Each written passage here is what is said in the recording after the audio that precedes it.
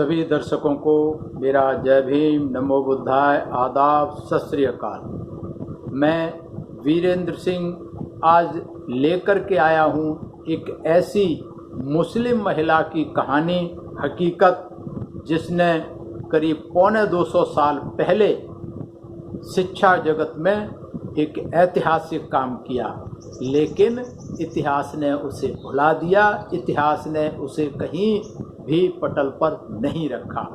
जी हाँ, मैं वीरेंद्र सिंह आप सभी का स्वागत करता हूँ। एसएम न्यूज़ द्वारा चलाई जा रही सीरीज कहीं हम भूल न जाएं, उन महापुरुषों को, उन वीर और वीरांगनाओं को, ऐसे समाज सेवी संत गुरु और महापुरुषों को जिन्होंने समाज के लिए, जिन्होंने मानवता के लिए अपने आप को समर्पित कर दिया। आज हम लेकर के आए हैं एक ऐसी महिला जो धर्म से जकड़ी हुई बेड़ियों को तोड़कर समाज में, शिक्षा जगत में जिसने पहला क्रांति कदम रखा, उस समय जब देश में महिलाओं पर पढ़ने पढ़ाने पर प्रतिबंध था, और वो नाम है फातिमा शेख। और मुस्लिम समाज में तो और भी ज़्यादा मुश्किल था। आप सभी ने सावित्रीबाई फुले का नाम सुना है, ज्योतिबा फुले का नाम सुना है। सावित्रीबाई फुले, ज्योतिबा फुले ने सबसे पहले 1848 में लड़कियों के लिए स्कूल की शुरुआत की थी, सभी जात बिरादरी धर्म की लड़कियों के लिए। उस समय भूचाल सा आ गया था। इस देश के ठेकेदार, इस देश के मनुवादी लोग, सामंतशाही लोग इसके विरोध में उतर पड़े थे, और जैसा कि ये धर्म विरुद्ध काम था, उस समय महिलाओं को न पढ़ने का अधिकार था, न पढ़ाने का अधिकार था। किसी भी जात की महिला को, चाहे वो किसी भी जात की महिला हो, उसे पढ़ने का, पढ़ाने का अधिकार नहीं था। उस समय ज्योतिबा फुले और सावित्रीबाई फुले ने अपनी जान की परवाह ना करते हुए ये क्रांति कदम शिक्षा के क्षेत्र में रखा। जब सावित्रीबाई फुले और ज्योतिबा फुले ने स्कूल की शुरुआत की, ब्राह्मणवादी लोगों ने तरह तरह के रोड़े अटकाए, लेकिन सावित्रीबाई फुले और ज्योतिबा फुले ने अपने काम को बंद नहीं किया। तब इन ब्राह्मणों ने ज्योतिबा फुले के पिताजी को भड़काया और उनके पिताजी को कहा कि ज्योतिबा फुले और सावित्रीबाई फुले धर्म विरुद्ध काम कर रहे हैं, ये तो मरने के बाद नरक में जाएंगे, अगर आप भी इसमें शामिल होंगे तो फिर आप भी नरक में जाएंगे, इसलिए आप इन दोनों को घर से निकाल दें। और ज्योतिबा फुले के पिताजी के ये बात समझ में आ गई कि निश्चित रूप से ये दोनों धर्म विरुद्ध काम कर रहे हैं, ये तो नरक में जाएंगे ही, इनके साथ मैं क्यों नरक में जाऊं। तो ज्योतिबा फुले के पिताजी ने इनको अल्टीमेटम दे दिया कि या तो आप अपना स्कूल बंद कर दो या घर से निकल जाओ। तो सावित्रीबाई फुले और ज्योतिबा फुले ने स्कूल बंद करना स्वीकार नहीं किया। उसी समय उन्होंने गृह त्याग कर दिया, अपना पिताजी का घर छोड़ करके चले गए। अब सावित्रीबाई फुले और ज्योतिबा फुले के साथ में बड़ी विकट समस्या कि कहाँ जाएं, किसके यहाँ रहें। रिश्तेदारों ने, बिरादरी के लोगों ने उनको कहीं जगह नहीं दी, किसी ने आसरा, किसी ने हिम्मत नहीं की उनको अपने घर में रुकने के लिए। उस समय फातिमा शेख ने सावित्रीबाई फुले की मदद की। फातिमा शेख और फातिमा शेख के भाई ने उन्हें अपने घर में जगह दी रहने के लिए। फातिमा शेख के भाई शेख उस्मान, इन दोनों ने सावित्रीबाई फुले और ज्योतिबा फुले को अपने घर में रहने के लिए जगह दी और उसी जगह में घर में इनका स्कूल भी चलता था। तो फातिमा शेख और उस्मान शेख ने रहने के लिए भी जगह दी और स्कूल चलाने के लिए भी जगह दी। ये बहुत बड़ा एक क्रांतिकारी कदम था, क्योंकि हिंदू धर्म के इनके रिश्तेदारों ने, धर्म के किसी ने भी इनकी मदद नहीं की। तो फातिमा शेख और उनके भाई ने इनकी मदद की अपनी जगह दे करके।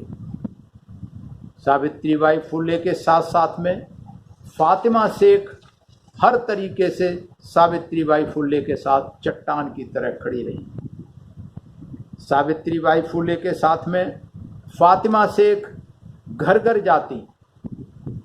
पहला स्कूल भिड़ेवाड़ा पुणे में खोला था, तो फातिमा शेख घर घर जाती, वहाँ घर में जाकर के लड़कियों को शिक्षा के लिए प्रोत्साहित करती, उनको बढ़ावा देती, उनको समझाती लड़कियों को पढ़ना क्यों ज़रूरी है, और लड़कियों को साथ साथ में पढ़ाती भी, और स्कूल के जो बाकी काम होते थे उसमें भी सावित्रीबाई फुले के साथ कंधे से कंधा मिला करके साथ देती थी।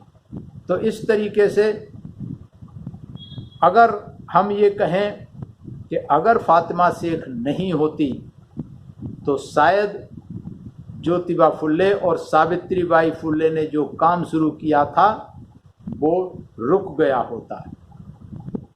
तो इस तरीके से फातिमा शेख ने जो काम किया वो बहुत ही ऐतिहासिक और महत्वपूर्ण था, लेकिन इतिहास ने फातिमा शेख को भुला दिया, इतिहास में जगह नहीं दी। अगर हम बात करें बहुजन मूवमेंट की, तो सावित्रीबाई फुले ज्योतिबा फुले को भी 1977, 78, 75 से पहले कोई नहीं जानता था। सबसे पहले साहब कांसीराम ने जो बामसेफ नाम का संगठन बनाया, बामसेफ में सावित्रीबाई फुले के फ़ोटो, ज्योतिबा फुले के फ़ोटो लगाए, उनके बारे में बताया, प्रचार प्रसार किया गया। तो सावित्रीबाई फुले को बहुजन समाज के लोग जानने लगे, उनकी बात करने लगे, उनका सब जगह सम्मान होने लगा। लेकिन एक ये भी विडंबना रही कि बहुजन मूवमेंट्स ने पिछड़े समाज के तो सभी लोगों को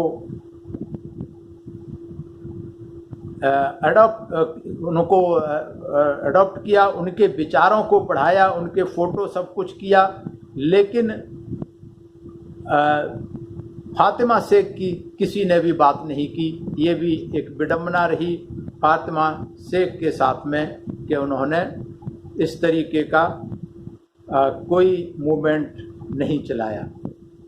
लेकिन इसके साथ साथ में ये भी एक कारण रहा, सावित्रीबाई फुले और ज्योतिबा फुले ने लेखन का काम भी किया, किताबें भी लिखी, अपनी जीवनी भी लिखी, कविताएं भी लिखी, बहुत सारा लेखन का काम किया, लेकिन फातिमा शेख उस काम को नहीं कर पाई। शायद एक कारण ये भी रहा हो कि फातिमा शेख को लोग नहीं जान पाए। फातिमा शेख, एक कारण ये भी रहा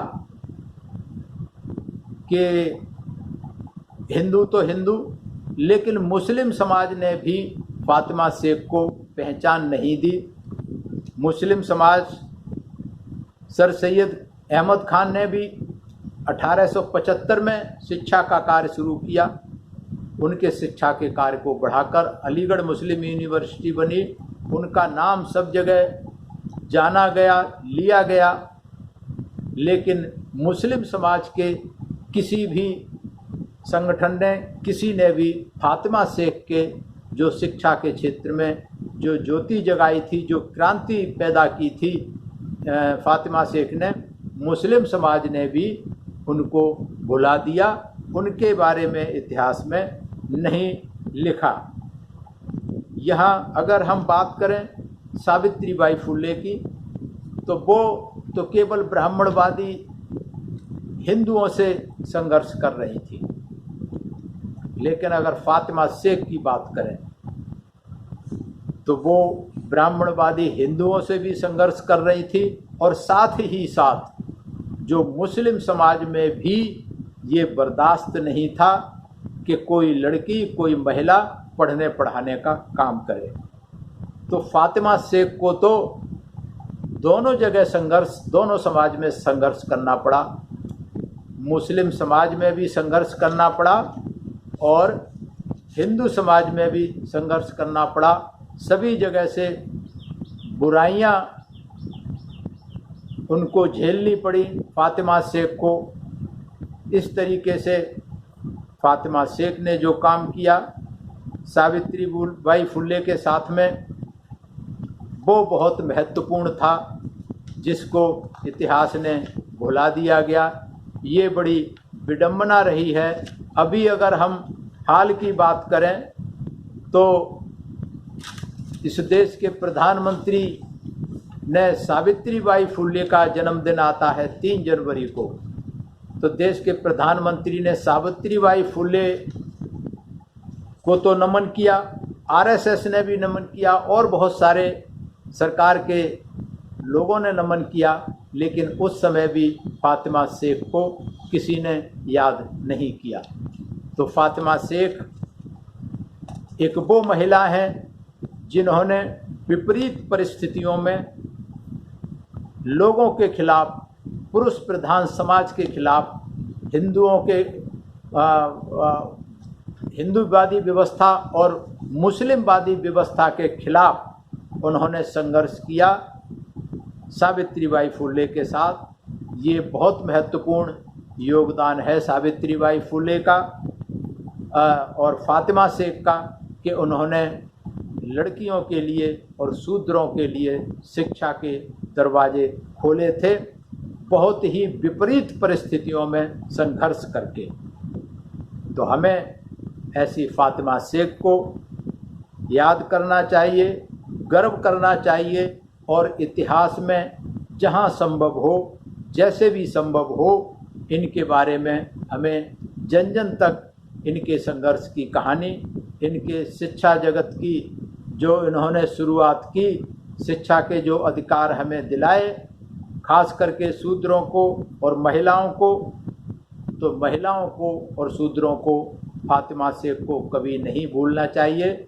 हमारे ऊपर, सभी महिलाओं के ऊपर, चाहे किसी भी जात बिरादरी धर्म की है, और सभी शूद्रों के ऊपर फातिमा शेख का भी कर्ज है। अगर फातिमा शेख नहीं होती तो शायद सावित्रीबाई फुले, ज्योतिबा फुले का वो कारवां रुक गया होता और हमें पढ़ाई का अधिकार नहीं मिला होता। इसलिए मैं धन्यवाद करता हूँ एसएम न्यूज़ का, जिन्होंने ये सीरीज चलाई कि जिनका इतिहास में कहीं नाम नहीं, जिनका इतिहास मिटा दिया गया, भुला दिया गया, इतिहास में हाशिए पर रखा गया, ऐसे लोगों को, इतिहास को ढूंढ ढूंढ करके ला रहे हैं और जन जन तक पहुंचाने का काम कर रहे हैं। मैं धन्यवाद करता हूं बहुजन समाज के ऐसे इतिहासकारों का कि जो बहुजन समाज के SC ST OBC और माइनॉरिटी के लोगों को, इतिहास को ढूंढ ढूंढ तक ला रहे हैं, लिख रहे हैं, उन पर किताबें लिख रहे हैं, लेख लिख रहे हैं। मैं धन्यवाद करता हूं दिलीप मंडल साहब का, जिन्होंने एक बहुत बड़ा लेख फातिमा शेख के ऊपर लिखा है, जो कि सोशल मीडिया पर उपलब्ध है। ये जो फ़ोटो के साथ में ये दिलीप मंडल साहब का लिखा हुआ बहुत बड़ा लेख है, कई पन्ने पे इन्होंने विस्तार से फातिमा शेख के बारे में लिखा है।